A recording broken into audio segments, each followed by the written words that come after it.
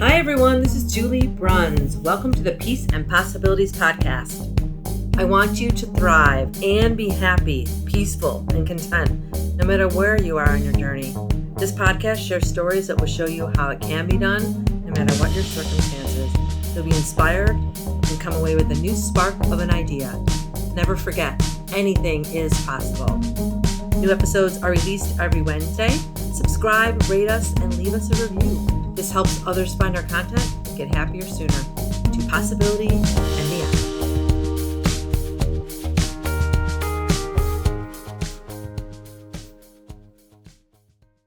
Welcome, everyone. My guest this week is Kimberly Maska. And Kimberly and I met via a author's workshop at the beginning. It was end of January or beginning of February, because I know my book wasn't out yet. You were on the call. That sounds about right? Yeah, I think so. I think that's what it says. It seems like ages ago, but that wasn't that long ago. It seems like 6 months ago. It's crazy. It's crazy.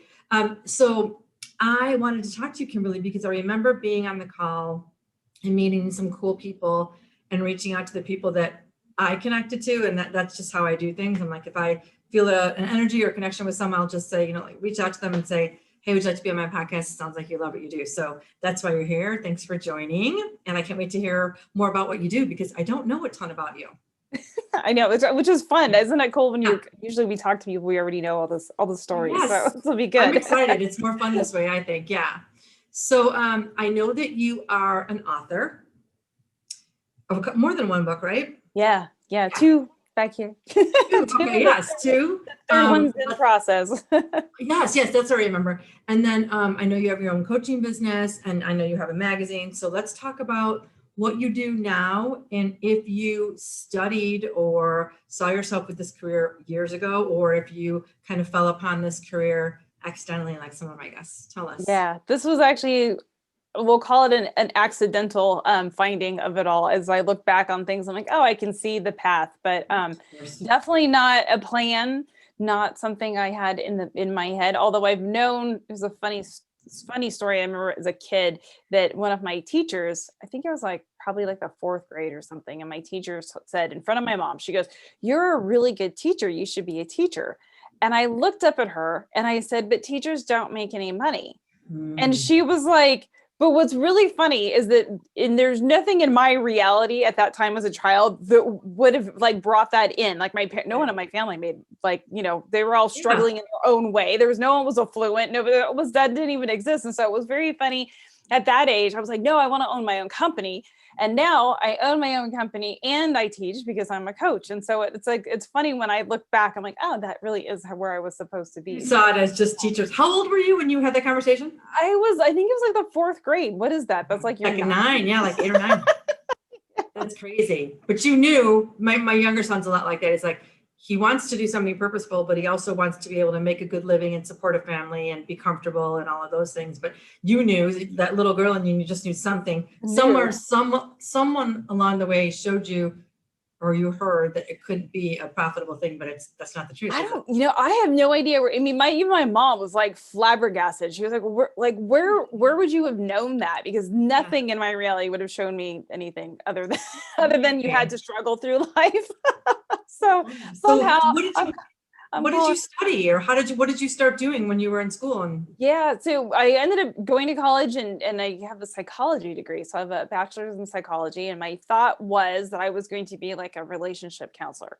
And so that had been my kind of plan. And then I was foolish and smart all at the same time. I was engaged while I was in college. I was so young, but I was smart enough to say, well, I'm not going to marry you till I get out of college. So I was like, that's not going to happen. So what happened was that I was going to graduate and then go back for my master's and all of that stuff. But I was waiting the year. So when I graduated in June, and we were going to get married the following April.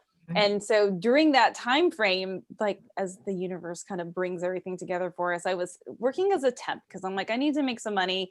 I can't be mooching off my parents all the time. So I'm like, let me go figure something out. So I figured I'd be a temp while I was waiting to get married and move, essentially. Yeah. And that job, one of the temp jobs landed me at what was IndyMac Bank. but right before it began, it was Countrywide Mortgage, and which I think all that's blown up since since everything. But like, but that was where I was first started working, and that's what like opened things up for me in a bizarre long twist. I ended up calling off the wedding, which was a blessing, and then being in that kind of corporate world, and that is actually what got me to Wall Street. And so I had the psychology degree. I had no intention of Wall Street was never something that was like on my mind. And it just kind of unraveled. It just kind of unfolded in a really beautiful way where over the years I got to see how things worked. I understood it. I was training traders. I was like designing software for the traders because I could see how the business worked all the way through. So it was just a very unusual series of events that got me through the process, but no, I had no intention of that. And that didn't even take me to here. That was like Wall Street stuff. And then I left that and then ended up here. So there's like, I've had like many little mini stops here and there about what I was going to do. It's crazy. I wonder if you had an inkling about like this temp thing, even though you said you did it so you could stay independent and, you know, save up, you're getting married, whatever. Yeah. But the fact that you were like, no, I'm just going to go do this for now, like temporarily. It's funny because a lot of people will do the opposite. They're like, this is what I'm going to do like forever. And then other people will say, I'm just going to do this for a little bit. That little bit always ends up being longer than people think, right? And the forever always just ends up being way shorter than you think it's going to be. So I wonder if that was like a little guidance for you, kind of. I know you're spiritual too, but I was just thinking about that. Like you knew something awaited you there that was bigger than what you thought it was going to be. Maybe, I don't know. Yeah, cool. And I'm my whole life, I say my life has been very, very blessed. Things just open up for me. I'll get like a ping, like oh, I should do this. And then it just turns into something that I had no idea, like so much grander than I could ever have imagined.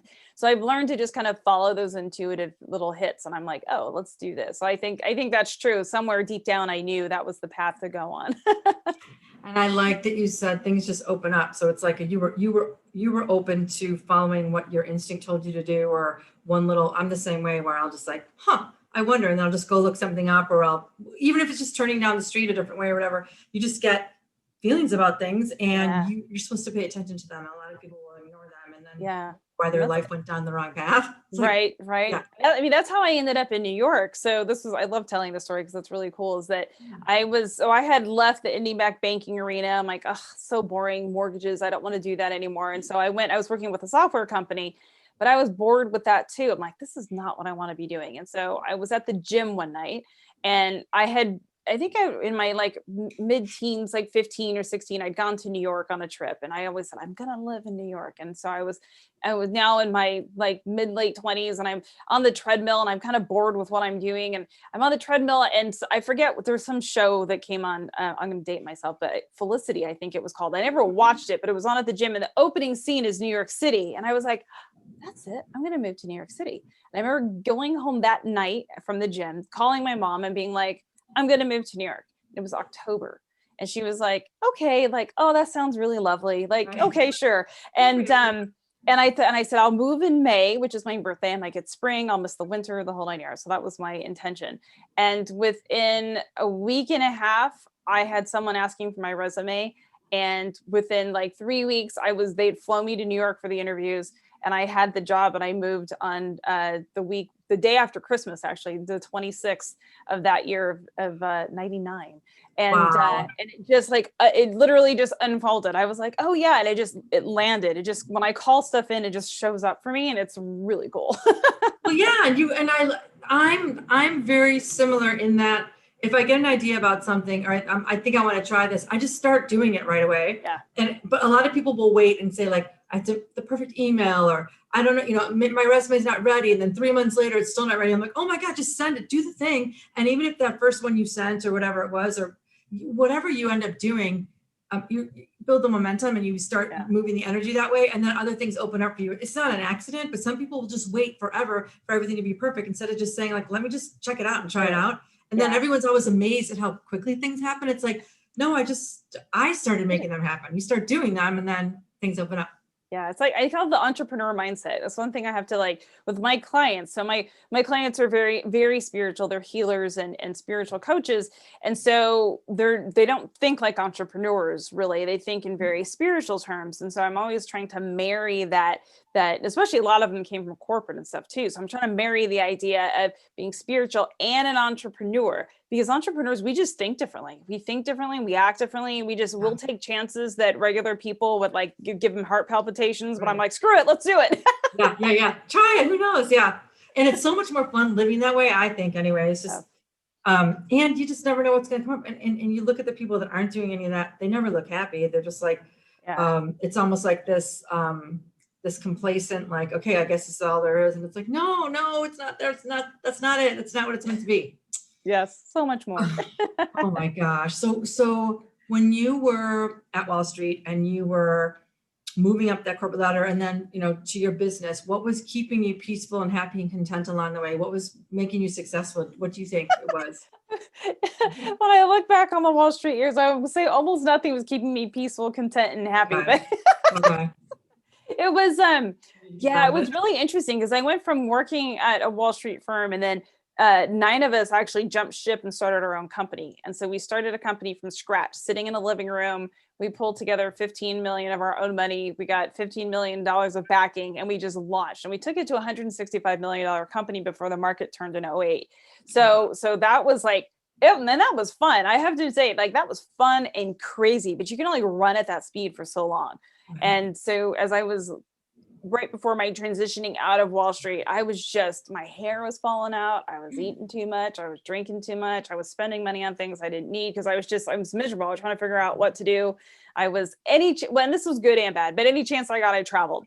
So I've been to like 43 countries, but I'd get bored and I'd be like, I'm just going to Paris. Paris was my thing. So people would be like, what did you do this weekend? I'm like, I went to Paris. They're like, this weekend? I'm like, yeah. I would just go. I would just get in the plane. I love Paris. Yeah. And I actually had an apartment there for a number of years. And so, I had to buy one because I'd been there. So I was there all the time. I'm like, I might as well have my own place. And so that was my escape though, because I wasn't where I needed to be. And so I eventually made the decision to leave before the market turned, which was crazy though, because you'd like birthed this thing. This was like a child with 9 partners. We created this from nothing and took it. We had, a couple hundred employees all over the country. I mean, we really did something amazing, but, at some point I was just like, I can't do it. So it was a tough decision to go because it's something you'd created. And I was leaving before the market turned and stuff. It was more of just, I just can't do this anymore. And so I made the decision, which was one of the hardest decisions to make, but I knew it was right. And the only thing about that I'll say, and it's because some people be like, how did you make that decision? I will say this, I chickened out from the time I made the decision to the moment I actually told my partners was about 6 or 7 months, because I got just totally fearful. How am I going to create money? Where am I going to live? Am I going to have to move? And all this stuff started running through my head, and I waited. And that waiting period cost me $3 million. So that'll be my gift to people right now is if you have a ping about something, you've got this inspiration, like do it, just do it. If I had done it earlier, I would have been out easy peasy, like what have you. But I waited, and because I waited, then the market started to turn and things started to go sideways. And then there was no longer a package for leaving the company. It was just, you went down with the ship essentially. Wow. How did you decide what you were going to do next as an entrepreneur? How you're like, okay, I know this is not healthy for me. I want to do this. There was no, I want to do this. I actually didn't know what I wanted to do, but I knew I had to get out of where I was. Okay. So I took the leap, and then my idea was I had this apartment in France. So I was going to go to Paris and live in Paris for a bit and then just travel. And I think that first year off, I mean, I think I spent most of the year just traveling because I love it. And so I was bouncing around here and there. And then, it's like a series of things happened. I had a friend and her husband was a music producer, and he wanted to create a music distribution company. And he came to me with this idea, and I'm like, sounds great. So I started that, and I was miserable. That was more miserable because some of the artistic people just can't actually get things done. And I'm a doer, and I was going to lose my mind. So I put that aside, and then I started flipping houses because I know how to do that and it's fun. And I don't know, I left interior design. So being able to like stage the houses and stuff was great. So I did that, was successful at it, but I was also like, this isn't it. I'm like, this isn't it either, even though making money and had some fun with it. But there was a big transition in my life when my mom passed away. And that was like a wake up call. And I'm an only child, and she was like my best friend. So there was a big wake up call around that. Like, what are you doing? And right before she passed, I had actually started going on like different spiritual retreats. Like I knew something was amiss within me. I'm like, this is nothing feels right. Even the boyfriend I had at the time, I'm like, none of this feels right. So I started doing my own inner work and going to different retreats. And I spent a week at the Deepak Chopra Center. And like, I just started doing all of that. And as I was doing that, I started meeting these healers and people who had these incredible gifts. And I'm like, why do you not have a business? How come the whole world doesn't know about you?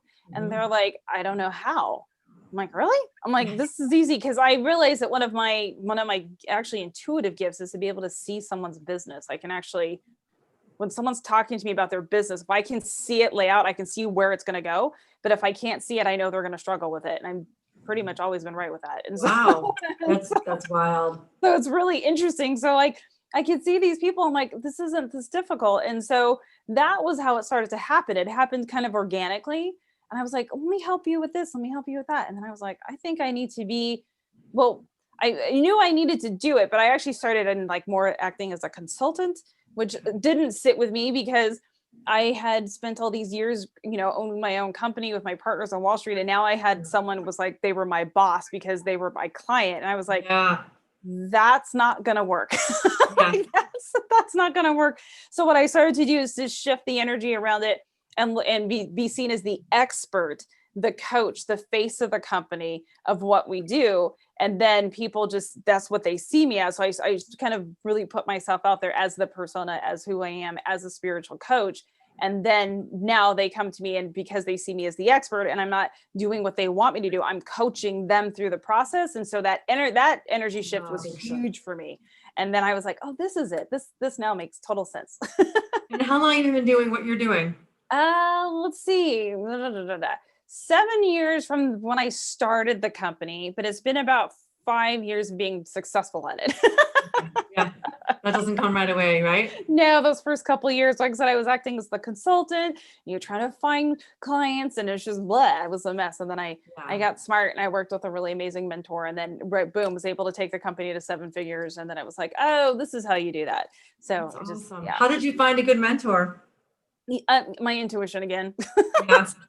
That's how it all falls. I mean, this is a great story, actually. So I had Russ Ruffino is who I was working with. He has the clients on demand. And so I had done his clients, what does he call it? I guess the clients on demand. That's not what he calls it. But anyways, clients on demand. It's the name of his company, but his program, it's a 8-week creating your webinar type program. And so I done it and had some success. I never fully created the marketing funnel that he talked about, but I took the idea and I went about it a different way. And I made like 60 grand off of his general idea and the funnel of the webinar.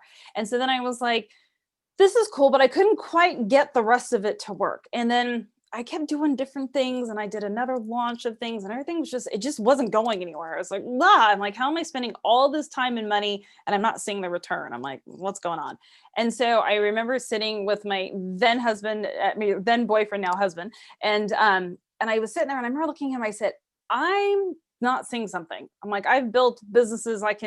This shouldn't be this hard, but there's something about the online market that I'm missing, because I had never done that before. I was learning everything from scratch. And so I remember sitting there over coffee one morning. I'm like, I need a mentor. I'm like, something's got to give, because I'm not going to go get a regular job. Like, that's not an option. I'm like, something has to give. And no joke, like 3 days later in the mail, I got this manila envelope, and it was from Russ Ruffino. He had sent out like a marketing thing via snail mail to a bunch of people about his Millionaire Alliance program.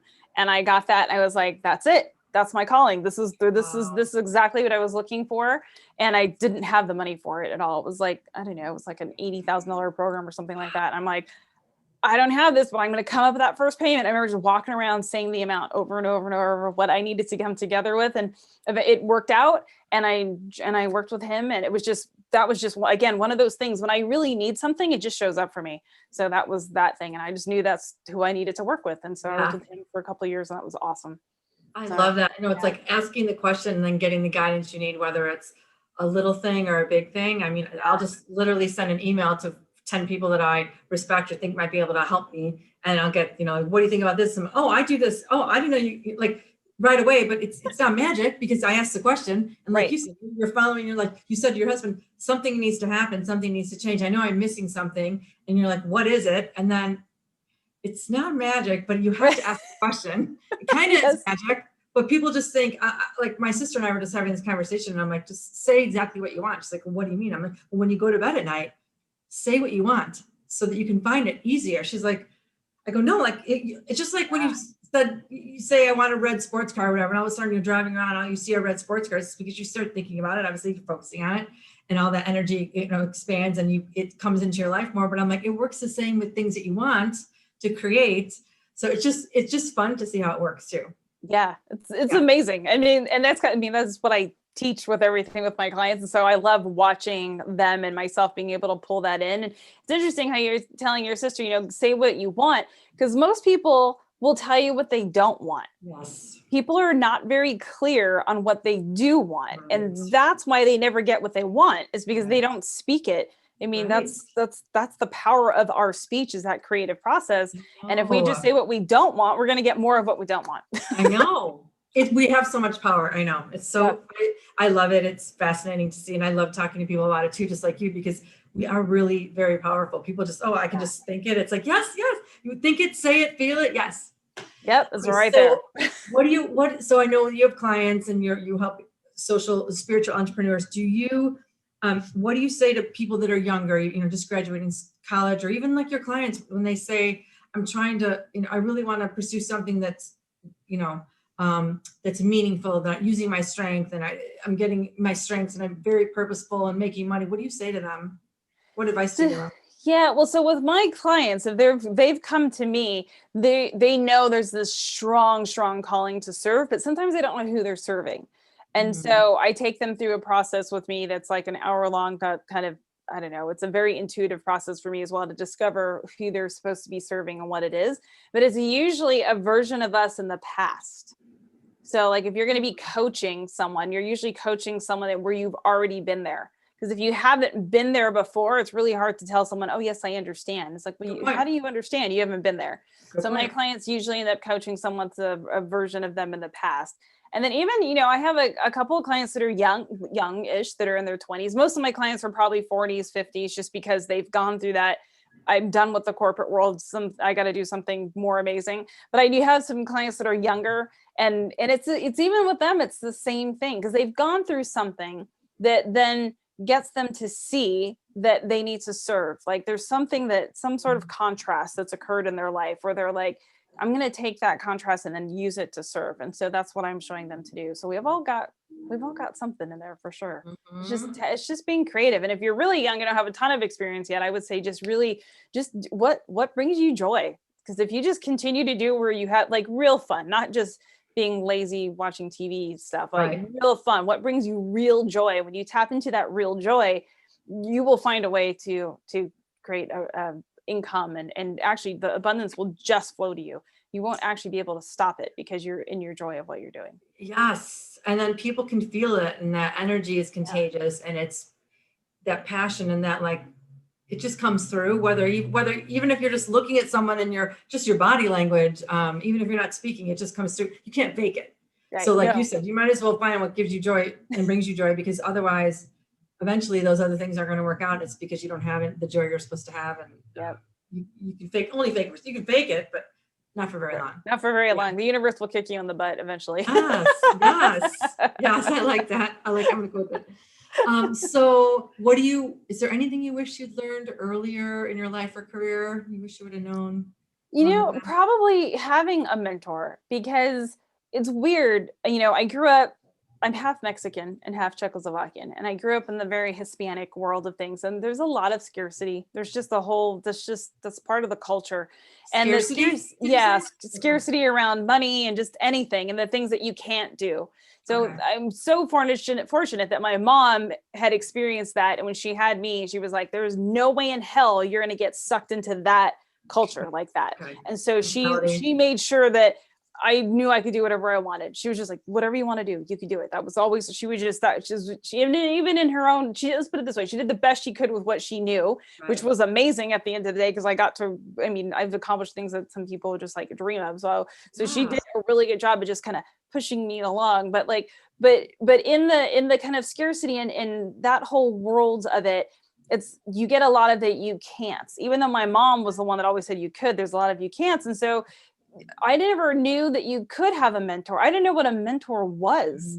I mean, not until I started, frankly, in the coaching world, because even in Wall Street, I got through all of that. And no one taught me how to do any of that. Like I just figured it out. And I think, gosh, if I had understood that I really could do anything and had the support of more than just my mom and my dad too, but my mom was really the go-getter about it. But if I had had, a greater understanding of that, of having a mentor or someone to guide me earlier, that would have been life-changing. But I didn't quite see it. Even when I was in, the Wall Street world, people would say, give like self-help books. And I was like, well, I don't need a self-help book because I was am an amazing manifester. Like when the book, The Secret came out and someone's like, you've got to read this. And I read it. I was like, you didn't know this? Like I was I thought everyone did it, right? Right. I'm like, I could have written the book. I was like, you didn't know, like, that's how my whole life had unfolded. So I'm like, I didn't really need the self-help books, but I see how it could have helped. Because like, I also don't have the negative thoughts that run through my mind. Like when I first started reading books about, being in alignment and thinking positive and stuff, and they were talking about all the negative self-talk, I'm like, I didn't understand what they were talking about. So that I've managed to do on my own, which I think is why I've gotten this far. But I'm like, gosh, if I had actually had someone to guide me that had experience, like that would have been amazing. And I never had that role model. Like, again, my parents did the best they could with what they had, but I never had someone to look up to say, oh, I want to be like that. I just kind of I don't know, I just head down, just let me figure it out. I was the same way. That's why I wrote my book, because I really didn't have a mentor. And like you said, I didn't know what it was called. I read lots of books. I went to trainings. I got educated. I did everything I thought I was supposed to do, but and great teachers, of course, but no one really to say like, Julie, come on over. You're like, let me show you this path or let me whatever. I figured it out on my own. But it doesn't have you. And of course you have to be intuitive and you have to know yourself. You have to ask the right questions and work hard and all that. But if you could just have someone like a fairy godmother or guiding you, or someone that says like, I've done this before and this works. And have you thought about this? Like sitting and asking questions. It's like, yes, you could have, you still would have achieved great things. You just would have probably done it a lot sooner. Right. And without as much pain. Yes. And less pain, which, of course, everyone has that too. But yeah, it's an underutilized, resource. People don't really realize how important it is. And I think even in your 20s, you're just like, you have a boss, you have a mentor, you think of that as a mentor or a manager, but coaching. I'm so glad that coaching is more like a mainstream thing now. Yes. So that you can find someone, get the help they need. Yeah. So now I'm like, I look at in even my current business and stuff, I'm like, I will always have a mentor. And if I go a little while without one, it's because I'm trying to find the next person. And then I find that person, I'm like, oh, there they are. And when I find them, they always have some golden nugget that takes my business to the next level.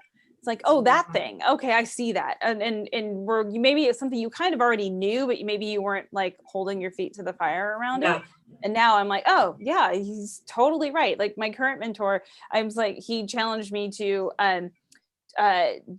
put out content 5 days a week. And I don't mean like a Facebook post. I'm talking about doing a video 5 days a week, or a podcast 5 days a week, or writing an article 5 days a week. So I've chosen to podcast because I can talk for days. And so I'm like, that's my media. But like now it's like, it's forced me to step up because I was being a little haphazard about it. So I'm like, okay, 5 days a week, boom, podcast. And I've held with it. I'm at like episode 58 or something like that. But it's like, so now I've held to it. And then what's interesting is this. I had someone in my Facebook group the other day. She's like, I'm binging on your podcast. And I'm like, oh my God, she's actually listening to every single one. So it's really cool. And it's been putting the energy out into your business to get the energy back. Yes. So it was like yes. little things. So important. Okay. One final question for you. What would you say the greatest gift you offer the world each day is? I love that question, by the way. That's really beautiful. I would say that in my world, I'm very I see everyone's potential, and I can see the potential to a point where, like, if I'm talking to someone, I'm like, I could see where they're supposed to be, and I'm holding them in that highest light, in that potential. And they may fight me on it because it's not comfortable to hit our whole full potential, right? It's not comfortable. We got to go through things. So I'll find people will kind of resist a little bit, but I'm like, resist all you want. This is where I'm going to see you. This is where I'm going to hold you. And I'm going to hold you there so that you can shift and become the version of you that you've always dreamed of. Because we dream of this version of ourselves that we don't take the time to achieve, because it is difficult. It's not like easy peasy. And so I think that my greatest gift is I hold them in their highest light, and I won't let them shift from that. It's like, even if they get mad at me or frustrated or something, or if I'm doing a Facebook Live, I'm really holding people to like what they should be doing. And I had a woman, I did a Facebook Live yesterday, I think it was. And she said, I said in there, I said, it's your duty. You have a gift to share with the world. It is your duty to step out and use it. And she didn't like the word duty. She was like, no, she goes, but it has to feel really good and has to, well, and I'm like, I get that. I don't want it to feel bad, but let's look at our duty as our responsibility. And somehow in this world, we have stopped being responsible for all sorts of things. And we in particular have stopped being responsible for ourselves. And we're looking outside of ourselves and blaming everything else in the world instead of taking responsibility for us. And so I will not let people that are around me waver around that. I'm like, you will be 100% responsible for you, because that is the only way we can change this planet. And that's the thing I bring every day. I love that. It is the only way we're going to change the planet. No one's going to create, I read this somewhere, no one is going to create the world that you want for yourself. You have to do it. You know that. Obviously, you already know that. But I don't think people hear it enough. Like, you think, oh, if my boss would just act differently, if I would just get this job, if I could just do this, it's like, you can do all those things, but you have to make them happen. No one's there's not like a team of people. I live in the city right now, and I'm looking at all these big buildings. It's not like there's people around going, how can we serve you? What can we do next for you? How can we, like, let us grab the silver platter and just hand it to you. It's just not how it happens. Nope. You have to take the responsibility to go get it. And the only reason you don't have what you want in your life is because of yourself. That's it. That is it. There's no other way around it. Yeah, I love your message, and I love that's what you're doing with your business, because the more people that like you that are doing what you're doing, the more people we're going to have on the planet using their gifts and making the world a better place, which is why I have this podcast, so people can see it. It's out there. It's out there. And we need people like you to be guiding people. So, because not everyone's super confident in, or they think, oh, this is just a little gift. Everyone has this. No, they don't. Like your intuition. Not everyone has that. Right. My gifts, not everyone has them. And you think, I can't be so special, someone else is already doing it. It's like, but no one has everything you have all wrapped into the same package. So good for you. Thank you for doing the work you're doing. I love it. You're welcome. Yeah, I love it. It's like, literally, it just brings me joy. It is. I love it. I'm in my joy every day when I'm working with my clients and just being able to speak out like this and stuff. It's great. It's the best. I love seeing it. How can people, so tell the name of your books, and then if people want to work with you, or tell them how they can get hold of you. Yeah. So my books are the top one up there is Are You a Spiritual Entrepreneur? For people who are wondering, am I a spiritual entrepreneur? And the other book is called Chaos, a Wake Up Call for Lightworkers. In light of all the chaos that's been happening in the past year, I truly believe that the chaos we're experiencing is the call to action for a lot of people to step up. And so that's what that book is about. But yeah, you can come find me on my website, which is kimberlymaska.com. And then I have a free training as well. It's the 5 shifts that my clients use to create their 6-figure businesses, because the business, the external business doesn't happen without the mindset shifts. And so this training is about the shifts that you have to go through internally so you can create that external business. And they can find that at spiritualbizsuccess.com. And that's BIZ. So yeah. I love that.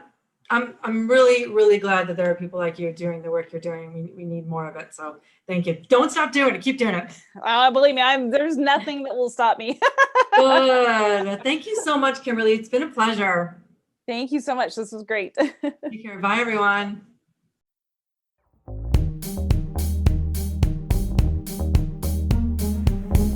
Thanks for listening. If you love this content, please rate us 5 stars on Apple Podcasts or whichever platform you found us on.